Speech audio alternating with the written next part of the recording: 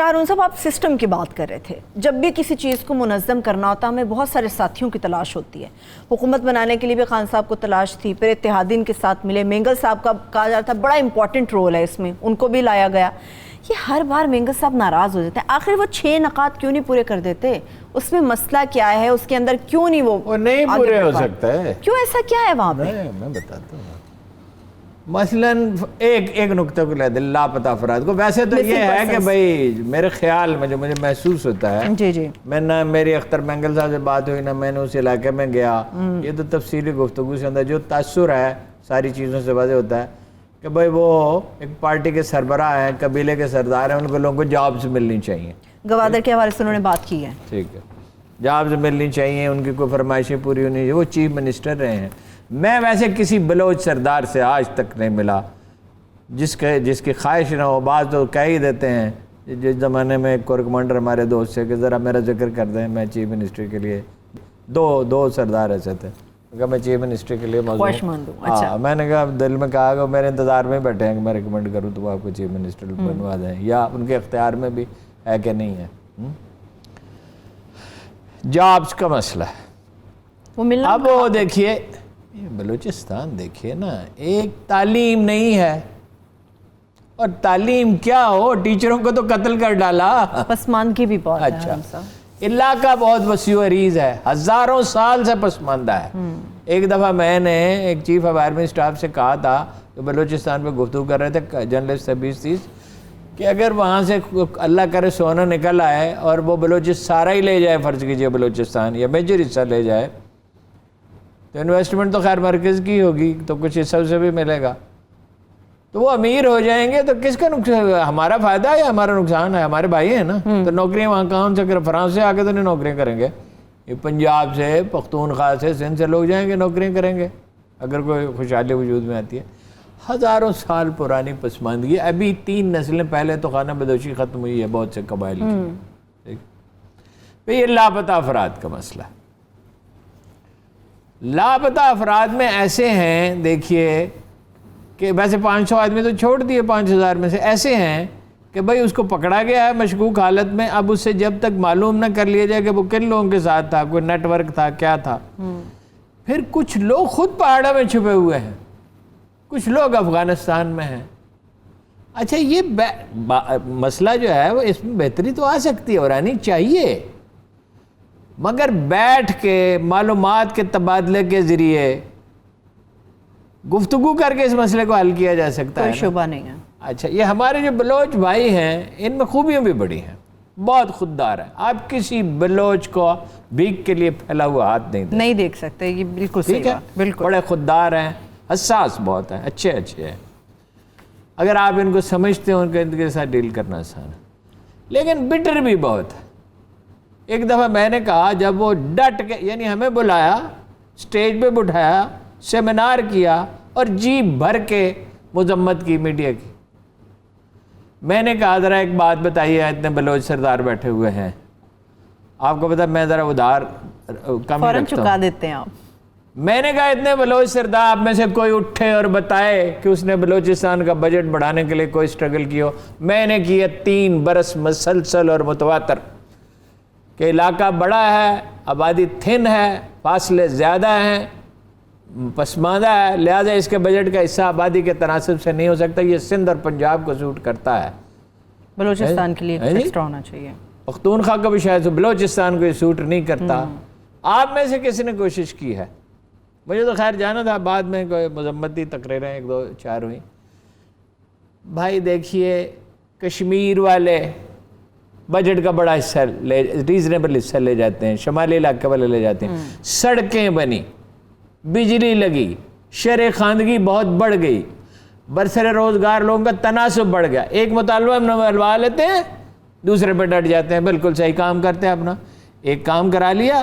اب یہ آزاد کشمیر والوں نے اتنی خود مختاری حاصل کر لیا ہے کہ جو ہمارے صوبے کے لوگ، ہمارے صوبوں سے بھی بعض اوقات زیادہ لگتی ہے. تو اچھا کیا، یعنی یہ ایسی چیز نہیں ہے جس کی نہیں نا. کس اپنا وقار کے ساتھ وزیر اعظم بات کر رہے تھے آزاد کشمیر کے، ٹھیک ہے. حالانکہ میرے خیال میں تو ان کا موقف نادرست تھا، ان کے خیال میں میرا نادرست تھا.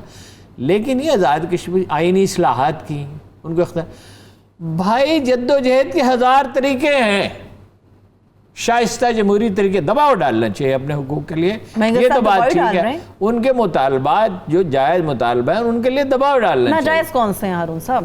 ناجائز نہیں، وہ تو ڈیٹیل میں جائیں تو آپ کہہ سکیں گے نا کہ یہ نقطہ درست ہے، یہ نہیں درست ہے، جو انہوں نے میں اس میں نہیں پڑھتا، لیکن اس کے لیے اپنا کوشش کریں، اپنا دباؤ ڈالیں۔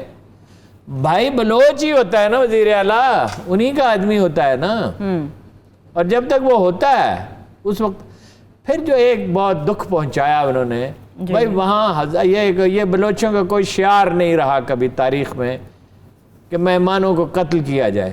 وہ پنجابی استاد، نرسز، لیڈی ڈاکٹر تو مجھے پتہ نہیں تھی یا نہیں تھی، مگر نرسز تو سب پنجاب یا اردو سپیکنگ ذرا کم یا سرائکی بیلٹ سے، انہیں بے دردی سے مزدوروں تک کو قتل کیا گیا۔ ایک لفظ ان کی حمایت میں آپ نے کہا، جو بلوچستان کے ساتھ زیادتی ہوتی ہے تو لاہور میں بیٹھ کے، کراچی میں بیٹھ کے، پنڈی میں لوگ احتجاج کرتے ہیں، کرنا چاہیے، کوئی احسان نہیں ہے۔ وہ ہمارے کسی کے ساتھ زیادتی ہو رہی ہو، ہمارے صوبے کے لوگ ہوں گے وہاں پہ، ہمارے بھائی ہیں، مطلب ہمارا حصہ ہیں تو وہ۔ اچھا اب پھر آپ کو یہ بتایا ہے کہ انڈیا وہاں کیا کر رہا ہے، آپ خاموش ہیں، اس پہ آپ خاموش رہتے ہیں، اس قتل عام پہ بھی آپ خاموش۔ پھر آپ نے مقبوضہ بلوچستان کے الفاظ چاہے انورٹڈ کامات میں استعمال کیے، اور افسوس ہے بلوچستان سے جو لوگ تھے وہ خاموش رہے، اور افسوس ہے اپوزیشن کے لوگوں کو جو اس پہ ڈسک بجاتے ہیں، اس پہ جشن کہاں برپا ہوا انڈیا میں۔ دیکھیے میں یہ نہیں کہہ رہا ہوں، میں نے قصوروار کرانے، میں یہ نہیں کہہ رہا ہوں کہ بلوچستان کے مسائل حل نہ کیے۔ اچھا ادارے بنے ہیں، یہ بھی بات درست نہیں ہے۔ تربت میں بنا ادارہ، اپنا گوادر میں بنا، کہیں کیڈٹ کالج بن رہا ہے، ملٹری 80-90 ادارے، میرے پاس ظاہر ہے اس وقت فہرست نہیں ہے کہ وہ فوج نے بنایا، کوئی الیکٹریشین پیدا ہو رہے ہیں، کہیں کوئی اے سی ٹھیک کرنے والے، کہیں کوئی موٹر سائیکل، وہ چھوٹے یہ انجینئرنگ کا جو چھوٹا موٹا کام ہے، اسکول کھولے، حتیٰ کہ آبادیوں کی تفریح کے لیے، خواتین کے لیے باپردہ مینا بازار لگائے، میلے لگائے۔ کبھی یہاں بھتہ لیا جاتا تھا ڈیرہ بگٹی میں اور دوسرے اضلاع میں، پاکستان کا جھنڈا نہیں لگ سکتا، اتنا بہت کچھ ہوا ہے، اور ایوری باڈی نوز کہ انڈیا تلا ہوا ہے۔ ابھی سندھ میں انہوں نے کی نا دہشت گردی، انڈیا تلا ہوا ہے، $500 ملین سالانہ بلوچستان پہ خرچ کرتا ہے۔ تو آپ کا مطلب ہے مینگل صاحب پیچیدگیاں بہت ہیں، لیکن وہی جو بات میں نے شروع میں کی تھی، کوئی نظام انصاف تو ہے نہیں۔ مجھے not a man less than army chief، اس نے کہا ایک دن کہ یہ جو بندے پکڑے ہوئے ہیں ہم نے، یہ میرے گلے کا پھندا بن جائیں گے ایک دن۔ میں نے کہا آپ کے گلے کا پھندا کیوں بن جائیں گے؟ آپ نے پکڑے، آپ یہاں سے نکلے اور آپ نے جا کے کسی کو پکڑا، وہاں لوگوں نے پکڑا، ان میں سے ایک ایک چیز کو ٹرائی ہونا چاہیے۔ دیکھیے آپ کہاں بیٹھے ہوئے ہیں، ایران سے آیا تھا کلبھوشن یادیو، کہاں سے آیا تھا؟ کہاں سے آیا تھا؟ ایران سے، بھارت سے آیا، ایران اور پھر وہ بلوچستان کے اندر، افغانستان سے آتے ہیں ٹیررسٹ، انڈیا سے آتے ہیں ٹیررسٹ، بلوچستان کے اندر سے ملا اس کا پورا نیٹ ورک بلوچستان کے اندر۔ اب ایسا لگتا ہے کہ وہ ایک نیا نیٹ ورک بن رہا ہے۔ اب نئے بلوچستان میں بھی واقعات ہوئے اور آج سندھ میں واقعات ہوئے، سندھ میں بھی واقعات ہوئے۔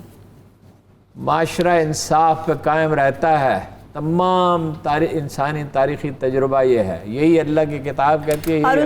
ہارون صاحب، مینگل صاحب کا جو آپ مسنگ پرسنس کے اوپر بات کر رہے ہیں، ایک تو ان کا موقف یہ ہے کہ میں خود اس اذیت سے گزرا، اس لیے میں ان کی تکلیف سے واقف ہوں۔ 40-42 سال انہوں نے اپنے بھائی کا بھی ذکر کیا کہ وہ بھی مسنگ ہے، اور اب ہم سمجھ رہے ہیں کہ وہ حیات ہی نہیں ہے۔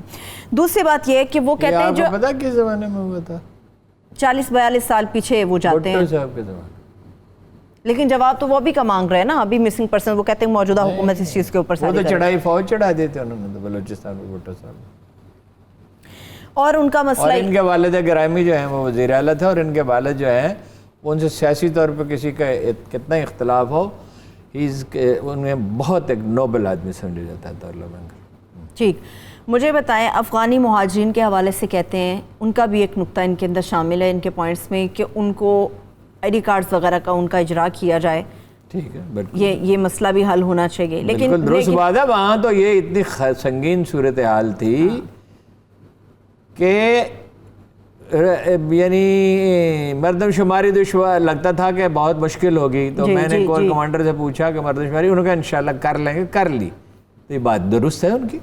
تو پھر حکومت اس تو چیز ان میں کا کیوں بول تو یہ ان لوگوں کو واپس جانا چاہیے، مگر یہ ورنہ کوئی کارڈ ہو کہ یہ افغانی ہے اور یہ یہاں اتنے عرصے کے لیے سٹے کر سکتا ہے، اس کی یہ شرط حکومت کیوں سستی کا مظاہرہ کری؟ اگر یہ معاملہ حل ہو سکتا ہے اس میں سستی کس بات کی؟ یہ اسی طرح کا سوال ہے جیسے آپ نے پوچھا تھا زلفی بخاری کو کیوں، اور آپ نے کہا تھا دیوان غالب میں نے نہیں لکھا. میں نے زلفی بخاری کو نہ لگوایا، نہ میں نے دیوان غالب